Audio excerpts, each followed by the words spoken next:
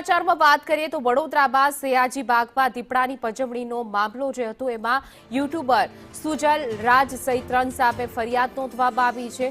Zoo ઓથોરિટીએ police ફરિયાદ નોંધાવી છે। ગેરકાયદે ઝૂમાં પ્રવેશ મુદ્દે કાર્યવાહી શરૂ કરવામાં આવી છે। વાયરલ વિડીયો બાદ તપાસ તેજ કરવામાં આવી હતી।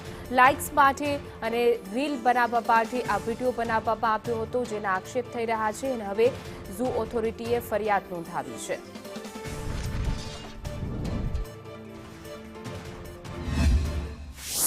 નો એન્ટ્રીના વિસ્તારમાં પ્રવેશ કરીને આ દીપડાની જે રીલ વાયરલ કરવામાં આવી છે તેની સામે સજાગ થઈને તંત્રે તાત્કાલિક ધોરણે પોલીસ ફરિયાદ દાખલ કરવામાં આવી છે અને વન્યજીવન અધિનિયમ 1972 હેઠળ ઝૂના પ્રાણીઓની પજવણી અને પ્રતિબંધિત વિસ્તારમાં પ્રવેશ કરવા બાબતની કલમો દાખલ કરી અને ગુનો નોંધવા સયાજીગંજ પોલીસ સ્ટેશનને અરજી આપવામાં આવેલી છે।